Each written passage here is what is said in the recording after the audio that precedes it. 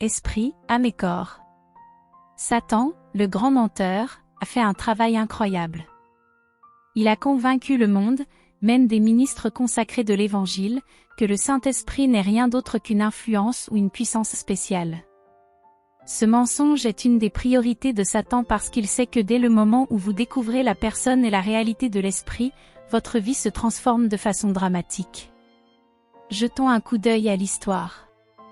Chaque grand réveil a été accompagné d'une révélation du Saint-Esprit.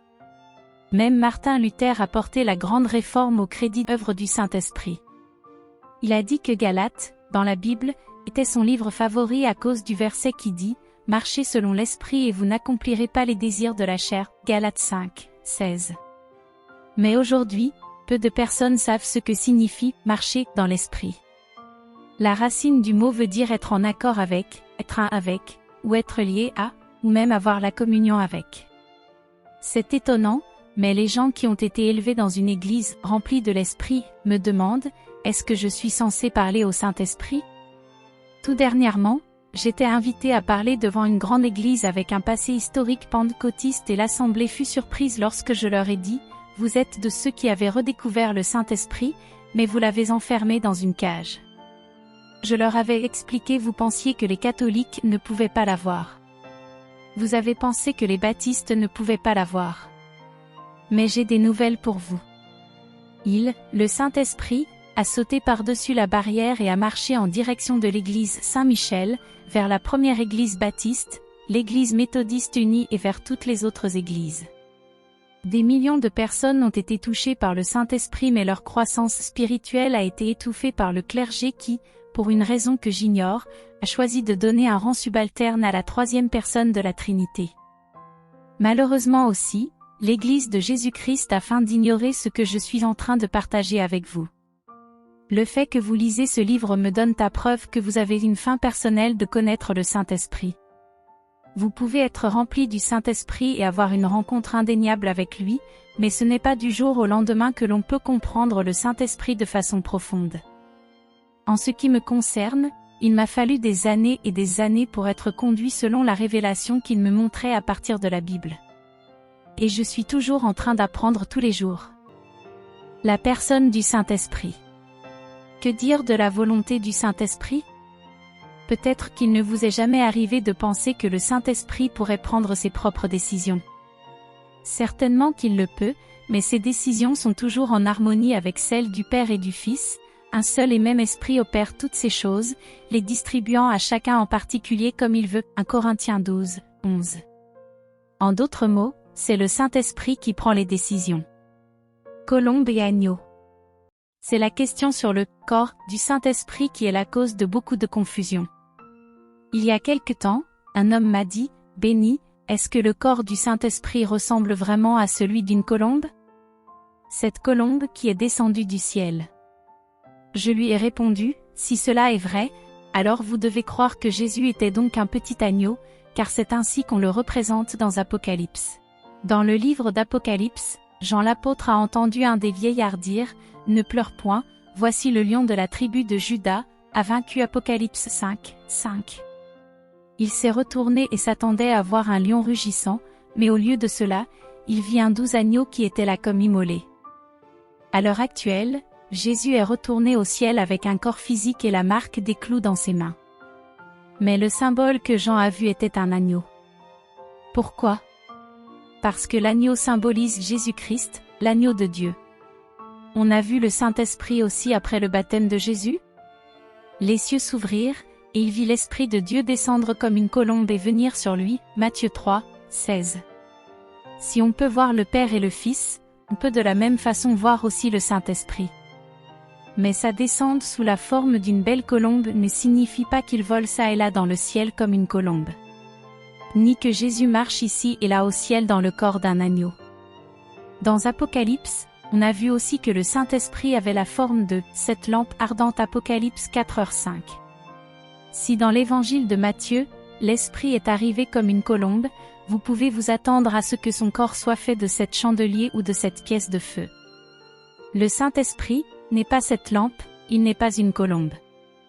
Un agneau, une colombe, une lampe, ce sont tous des symboles et non pas des formes physiques du corps.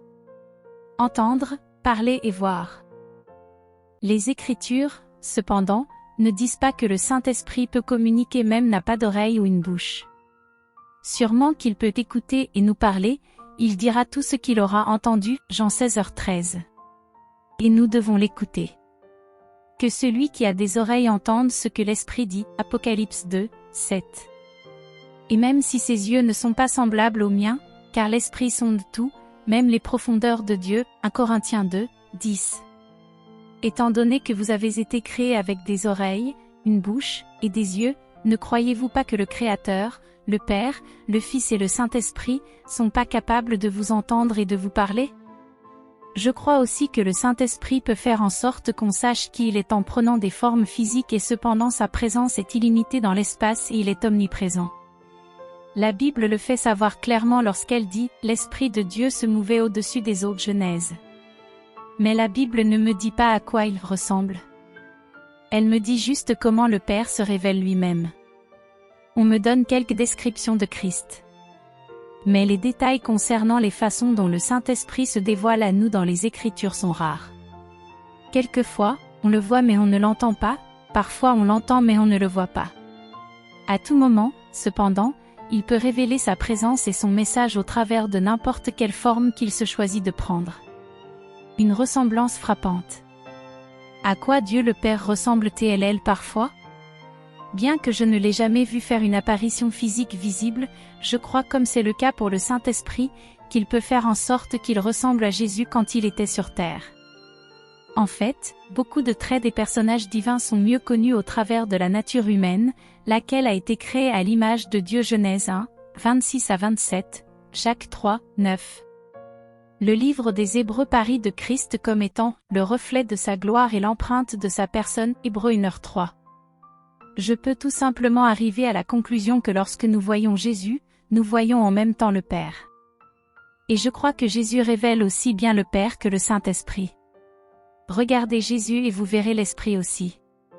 Un jour viendra bientôt où, j'en suis certain, je découvrirai tout ce mystère. Je parie que vous avez l'intention d'être présent ce jour-là. Une fois encore, le Saint-Esprit n'est pas une brise céleste ou un nuage lumineux qui entre ou sort de notre vie en flottant. Il est Dieu, et il habite en nous, il est égal au Père et au Fils dans la Trinité. Paul, écrivant à l'église de Corinthe a dit, « Ne savez-vous pas que vous êtes le temple de Dieu et que l'Esprit de Dieu habite en vous? Si quelqu'un détruit le temple de Dieu, Dieu le détruira, car le temple de Dieu est saint, et c'est ce que vous êtes. » Il dit tout simplement que l'Esprit habite dans le temple de Dieu. Nous sommes ce temple et le Père et le Fils sont égaux en nous. Il est l'égal du Père et du Fils. Le Saint-Esprit n'est pas simplement une personne, distincte du Père et différente du Fils. Il est beaucoup plus que cela. Il est Dieu, égal au Père et à Christ. Tout d'abord, nous trouvons que le Saint-Esprit est omniprésent. En d'autres termes, il peut être à tous les endroits en même temps. Les esprits ne sont pas omniprésents, mais le Saint-Esprit l'est. Il est aussi réel à Los Angeles qu'à Leningrad. Tout aussi vivant. Tout aussi plein de gloire. À l'heure actuelle, certaines personnes ont des problèmes sans raison avec Satan. Elles pensent que le diable est omniprésent. Laissez-moi vous affirmer qu'il ne l'est pas. Satan ne peut pas être à plusieurs endroits à la fois. Pourquoi? Parce que les anges ne peuvent pas être à tous les endroits à la fois et le diable était un ange, un archange même. Les archanges, Michel et Gabriel ne sont pas omniprésents. Le diable ne l'est pas non plus. L'omniprésence du Saint-Esprit est décrite dans les psaumes, « Où irai-je loin de ton esprit, et où fuirai-je loin de ta face? Si je monte aux cieux, tu es là, si je me couche au séjour des morts, te voilà. Si je prends les ailes de l'aurore, et que j'aille habiter à l'extrémité de la mer. Là aussi ta main me conduira, et ta droite me saisira. » Psaume 130, 7 à 10. Mais non seulement il est omniprésent. Le Saint-Esprit est omnipotent. Tout-puissant. L'ange a dit à Marie, « Le Saint-Esprit viendra sur toi, et la puissance du Très-Haut te couvrira. » Luc 1, 35. La puissance du Très-Haut parle de l'Esprit de Dieu. Cette même puissance du Très-Haut est le Saint-Esprit et il est omnipotent. Il est plein de gloire. Il est plein de puissance. Il est Dieu Tout-Puissant. Le Saint-Esprit est aussi omniscient. Il sait tout. Je devins excité lorsque j'ai lu ces mots, ce sont des choses que l'œil n'a point vues, que l'oreille n'a point entendues et qui ne sont point montées au cœur de l'homme, des choses que Dieu a préparées pour ceux qui l'aiment. Car Dieu nous les a révélées par l'Esprit. Car l'Esprit sonde tout, même les profondeurs de Dieu. Qui donc, parmi les hommes, connaît les choses de l'homme, si ce n'est l'Esprit de l'homme qui est en lui? De même, personne ne connaît les choses de Dieu, si ce n'est l'Esprit de Dieu. 1 Corinthiens 2, 9-11. Vous vous rendez compte? Le Saint-Esprit sonde en fait la pensée de Dieu. Il découvre ce qu'elle contient et il vous la présente. Il dit, voici ce que j'ai trouvé. Comment peut-on sonder les profondeurs de Dieu? Parce qu'il est celui qui sait tout. Il y a autre chose que vous devez connaître sur Satan. Il ne peut pas lire dans votre pensée. Les anges ne peuvent pas lire dans votre pensée, et le diable est un ange. S'il pouvait lire dans votre pensée, il serait un esprit qui sait tout. Mais cette place est réservée au Père et au Saint-Esprit. Satan ne peut pas lire dans vos pensées. Devons-nous l'adorer? Voici une question importante que je dois poser.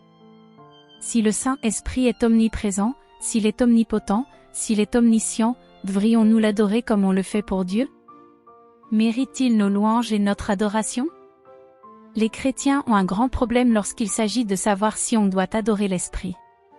C'est un sujet qu'ils préfèrent ne jamais discuter. Et si vous leur demandez, pourquoi n'adorez-vous pas le Saint-Esprit? Il semble qu'ils n'arrivent pas à trouver une réponse. Oh, parfois ils vont dire quelque chose comme, eh bien, est-ce que nous sommes censés le faire? Pour dire la vérité, cependant, j'avais le même problème. Pourquoi? Parce que le diable m'a trompé comme il a induit en erreur tant d'autres. J'ai toujours pensé, comment peut-on l'adorer, car ce n'est pas ainsi qu'on m'a enseigné. Le Saint-Esprit, cependant, est beaucoup plus qu'un oiseau volant dans les cieux et qui vous donne l'expérience de la Pentecôte. S'il est tout ce dont nous venons de discuter, c'est, à dire, l'égal du Père et du Fils, alors nous devons l'adorer. Après tout, n'adorons-nous pas le Père? Et n'adorons-nous pas le Fils?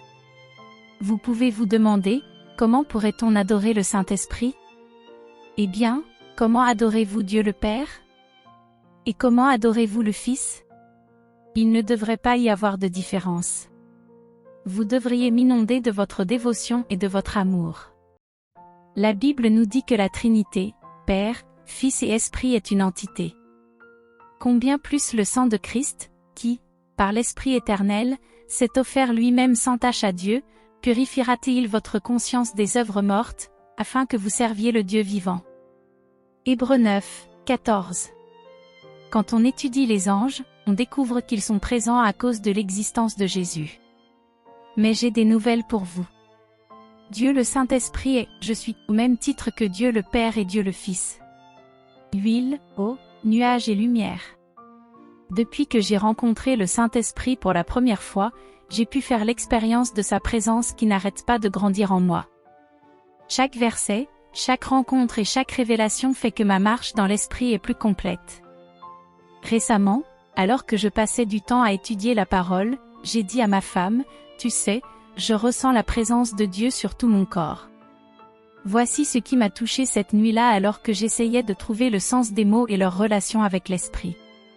Je me suis demandé, quelle était réellement la signification du mot « attrister l'Esprit ». Ce que j'ai appris c'est que le Saint-Esprit n'est pas seulement un esprit qui peut avoir des formes. Il est vraiment réel. On peut même lui résister. À l'heure actuelle, certaines personnes pensent que le Saint-Esprit est un vent. Mais Dieu ne l'est pas. C'est juste un autre symbole dans la longue liste qui dépeint les symboles qu'on utilise pour parler de l'huile, eau, colombe, nuages, lumière et tant d'autres symboles encore. Mais cela ne veut certainement pas dire qu'il ressemble à un de ces symboles. Le vent n'est pas visible à l'œil. On ne peut pas lui résister. Le mot résister signifie s'opposer à, essayer de vous tenir à contre-vent, il passera tout droit sur vous. Cependant vous pouvez vous opposer au Saint-Esprit. Vous pouvez en fait arrêter son travail en vous. Étienne, dans son discours devant le Sanhédrin, a cité Moïse en disant « Homme au cou raide, incirconcis de cœur et d'oreille. » Vous vous opposez toujours au Saint-Esprit. Ce que vos pères ont été, vous l'êtes aussi, Acte 7, 51. Ils se sont opposés à lui et malheureusement, ils ont réussi. Rappelez-vous ceci, vous ne pouvez pas résister au vent, à l'huile, ou même à une colombe qui vient juste de s'envoler, mais vous pouvez résister à une personne, et voilà qui est la personne le Saint-Esprit. Ensuite, j'ai cherché l'origine des mots douleur et attristé dans la langue grecque d'origine. La racine du mot est loupa. Et voici le sens, avoir mal dans le corps et la pensée. Cela veut dire, souffrir d'une angoisse mentale et physique. Le Saint-Esprit est une personne, sinon Paul n'aurait pas dit, n'attristez pas le Saint-Esprit, Ephésiens 4h30. Le Saint-Esprit n'est pas simplement blessé. La blessure s'opère au niveau des émotions. Mais quand il est triste, cela se passe en profondeur. Non seulement cela, mais le Saint-Esprit peut être étouffé. Ce mot signifie « éteindre ». Paul a mis en garde l'église de Thessalonique, « N'éteignez pas l'esprit » 1 Thessaloniciens 5h19. Vous ne pouvez pas étouffer le vent ou les autres symboles. Mais vous pouvez retenir une personne. Et ça c'est le Saint-Esprit. On peut facilement le blesser. Vous devez bien comprendre que le Saint-Esprit peut être affligé et tourmenté. On peut le chagriner. Ésaïe parle de l'affectueuse bonté de l'Éternel et de sa miséricorde envers Israël, mais ils ont été rebelles, ils ont attristé son Esprit Saint, et il est devenu leur ennemi, il a combattu contre eux, Ésaïe 63, 10. Il est difficile d'imaginer que cela est réel.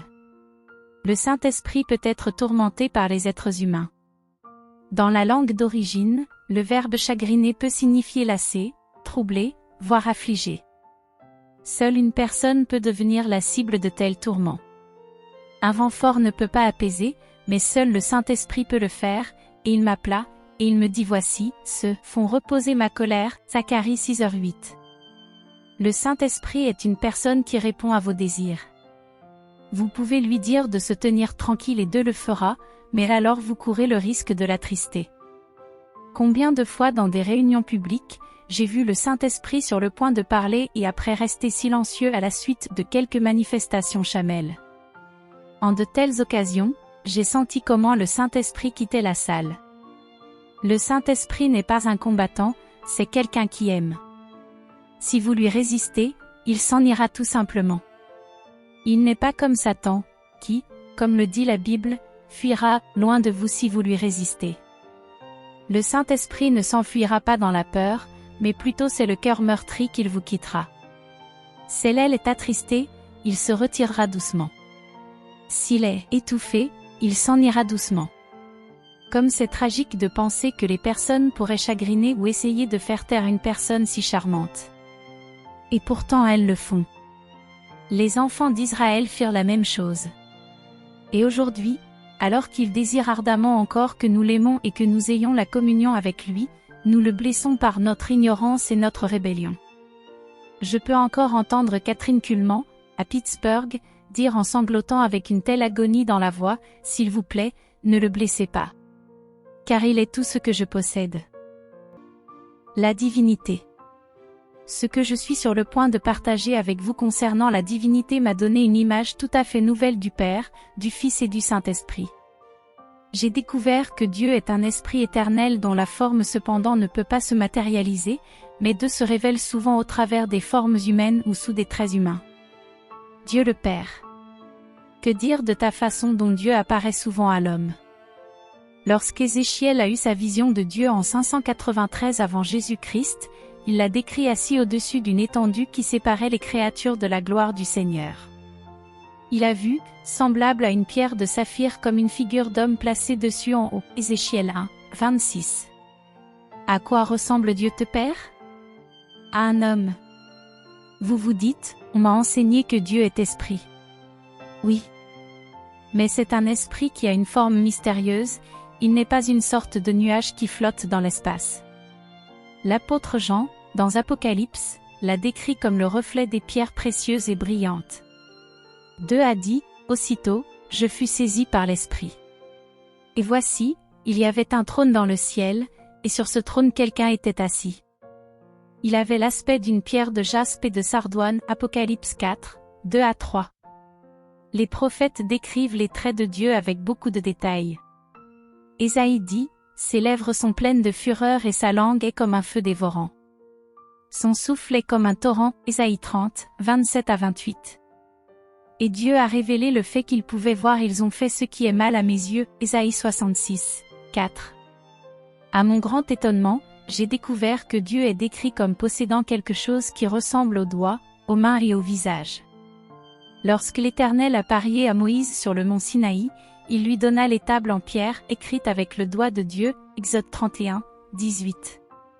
Ensuite, l'Éternel dit à Moïse, « Tu ne pourras pas voir ma face, car l'homme ne peut me voir et vivre. » Exode 33, 20. Il avait même parié à Moïse au sujet de son dos. Il avait dit, « Quand ma gloire passera, je te couvrirai de ma main jusqu'à ce que j'ai passé. Et lorsque je retournerai ma main, tu me verras par derrière, mais ma face ne pourra pas être vue. » Exode 33, 22 à 23. Si Dieu se révèle seulement comme un esprit invisible, comment cela était-il possible qu'Adam et Ève aient entendu le bruit de ses pas? Alors ils entendirent la voix de l'Éternel Dieu qui parcourait le jardin vers le soir. Genèse 3, 8. Dieu a aussi un cœur. L'Éternel se repentit d'avoir fait l'homme sur la terre et il fut affligé en son cœur. Genèse 6, 6. Comme un feu ardent. Parlons maintenant du Fils. Avant que le Seigneur Jésus ne vînt sur terre, Dieu le Père et lui-même avaient seulement une forme immatérielle.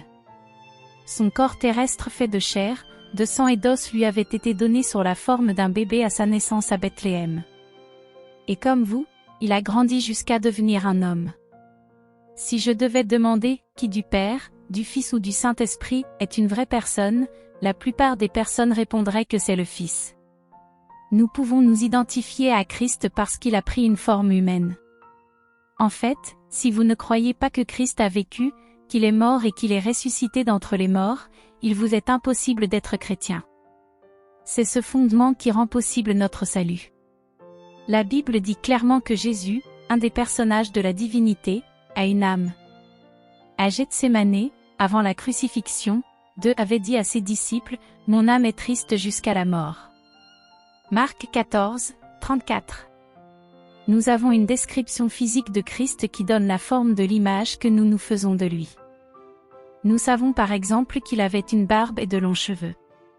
Dans la prophétie de l'Ancien Testament qui partait de la souffrance du Messie, le Seigneur a dit, « J'ai livré mon dos à ceux qui me frappaient, et mes joues à ceux qui m'arrachaient la barbe. » Ésaïe 50, 6. Jésus était de Nazareth, la ville où les hommes avaient l'habitude de porter les cheveux longs. Aujourd'hui, Christ, dans son corps ressuscité, est assis à la droite de Dieu le Père. Et à quoi ressemble-t-elle? Jean dans Apocalypse l'a vu dans une vision, vêtu d'une longue robe, et ayant une ceinture d'or sur la poitrine. Sa tête et ses cheveux étaient blancs comme de la laine blanche, comme de la neige, ses yeux étaient comme une flamme de feu. Et son visage était comme le soleil lorsqu'il brille dans sa force. Apocalypse 1, 13 à 14, 16. Et sur sa tête une couronne d'or. Apocalypse 14, 14. Et sur son vêtement, étaient écrits ces mots, Roi des rois et Seigneur des seigneurs. Apocalypse 19, 16. Jean ne pariait pas de Dieu le Père. Dieu pariait du Fils de l'homme. Et son corps humain glorifié est différent de la forme divine de Dieu le Père. Dieu a ses propres pensées. Que dire du Saint-Esprit?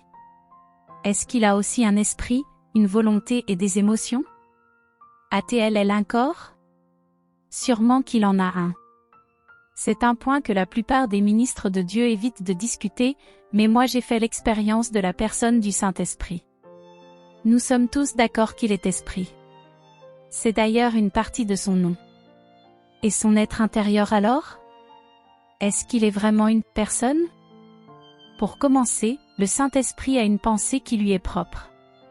Parlant du Saint-Esprit, Paul a dit, « Celui qui sonde les cœurs connaît la pensée de l'Esprit, parce que c'est selon Dieu qu'il intercède en faveur des saints. » Romains 8, 27. La pensée du Saint-Esprit est différente de celle du Père et du Fils. Il a aussi des émotions. Il manifeste des sentiments profonds qui lui permettent d'être triste ou d'aimer. N'attristez pas le Saint-Esprit de Dieu par lequel vous avez été scellés pour le jour de la rédemption. Éphésiens 4, 30. Son cœur peut être touché, et il est capable d'exprimer son amour. Paul, écrivant aux chrétiens de Rome, a dit « Je vous exhorte, frères, par notre Seigneur Jésus-Christ et par l'amour de l'Esprit, à combattre avec moi, en adressant à Dieu des prières en ma faveur. » Romains 15, 30. Pensez-vous qu'on puisse aimer sans avoir des émotions ?